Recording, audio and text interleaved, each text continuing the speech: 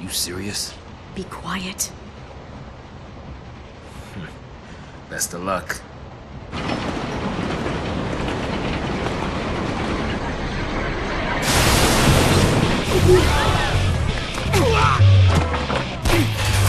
She did it!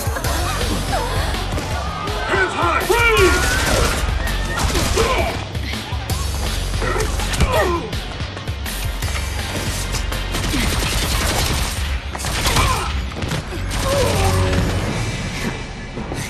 You alright? I'm not a fal'cie. What's up, guys? This is Julian Cluck from GamerFill.com bringing you an inside look at Final Fantasy XIII. It's been a long time since we first heard about the new installment in the series, and at one point, it even felt like it would never get here. But it's finally here now, and it's nothing short of pure gold. Final Fantasy XIII has come a long way from its predecessors, and that's having a varying effect on some diehard fans of the series, because everything from the interface to the battle system has changed. But these changes take the form of well-needed improvements and new features. The storyline is based around the existence of two worlds, the floating cocoon and Pulse down below. The two have been trapped in a grudge ever since the War of Transgression, a war that took place centuries earlier. Both Cocoon and Pulse are run by mysterious beings called the fal'cie, who are essentially considered to be the gods of their world. A fal'cie can bestow their powers upon a human, rendering them to be what is called a fal'cie. This isn't something that is common, and in fact, nobody has even been turned into a fal'cie since the war centuries earlier, so it's no surprise that it causes quite the uproar when a fal'cie from Pulse is discovered on Cocoon, and that very same fal'cie turns one of Cocoon's citizens into a Pulse fal'cie. The Cocoon government immediately initiates what is called a purge, which basically gets rid of anybody who has even come in contact with the fal'cie. And as you can imagine, things only snowball from there.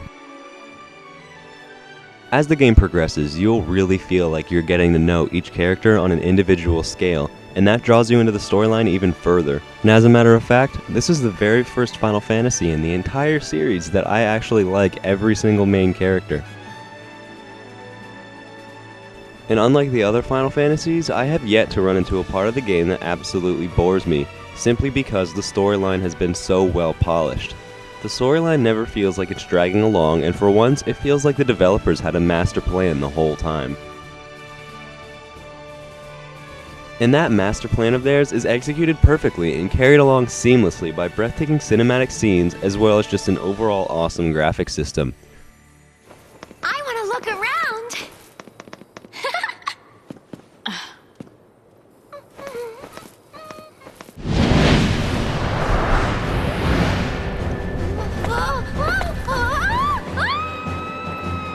Real.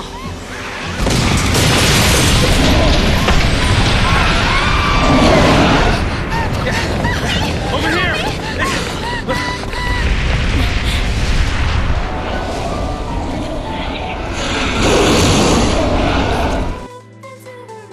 Even the graphics and scenery as you walk through the levels can make you feel like stopping and taking a look for a minute or two.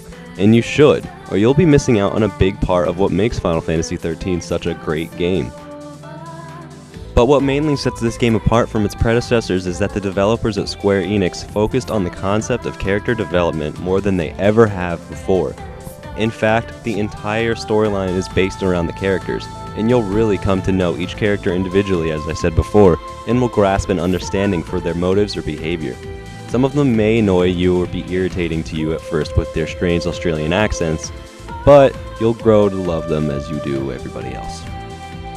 The overall storyline of Final Fantasy XIII is gripping, compelling, filled with twists, and is an overall masterpiece that will keep you driven and pumped with adrenaline for the whole ride.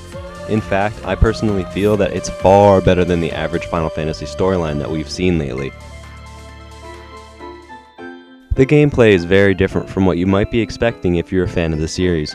For one, there is no world map anymore, rendering your path throughout the game to be completely linear. Another difference from the previous installments in the series is that there aren't any more interactive NPCs. Now all you can do is walk by a bystander who automatically says things to you as you pass by. As for shops, that is taken care of by a new system that allows you to access any kind of shop from any given save point. Now save points are no longer just safe havens, but you can actually stock up on items, equipment, accessories, parts, or upgrade your equipment as well. Which brings us to the next topic, upgrading. This is something that you're probably familiar with from other games, just not from the Final Fantasy series. It is what it sounds. You get to upgrade your weapons and accessories, and each level gives it additional power. When you reach a high enough level, an item can actually turn into an entirely different one altogether, and the level value starts back at 0 again. As you may already be suspecting, this is how players can obtain the ultimate weapons for each character. You upgrade items with components, which you earn through battles, so the days of merely selling your extra spoils are over, and now there's an actual purpose for them, which makes a lot more sense. And of course, the battle system, the main cause of controversy.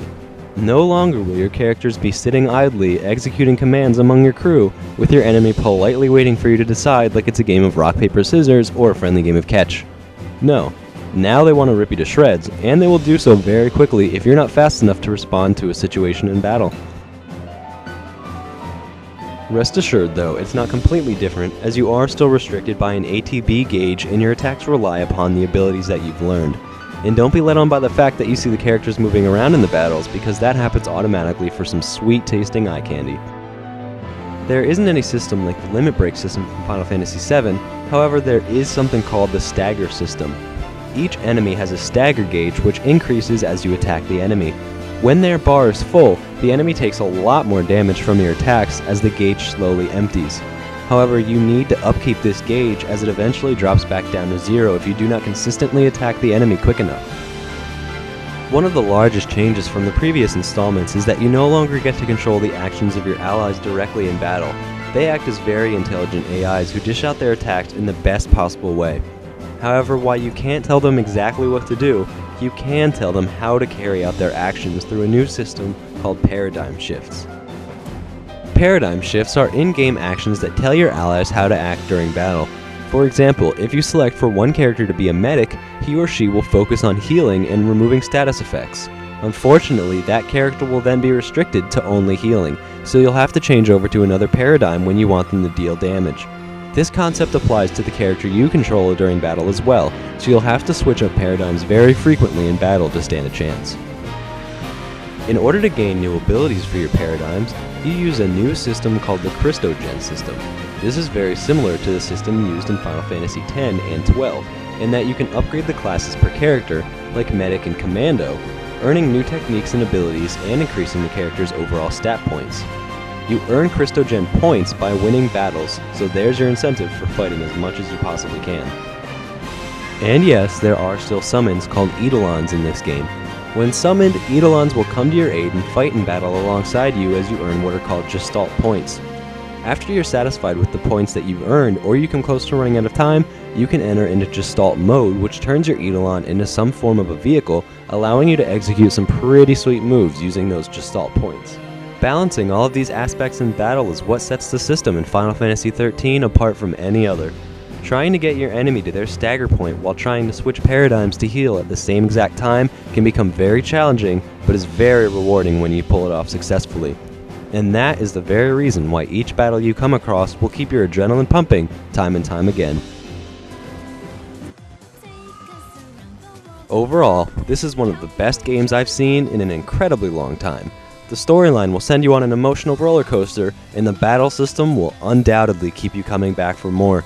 And that is why Final Fantasy XIII gets a well-deserved 9.5 out of 10. If you're looking for a spectacular game with an epic storyline and an adrenaline-inducing battle system, then this is the one you've been waiting for. Thanks for watching, and be sure to check out GamerFill.com for all of your video game news and reviews.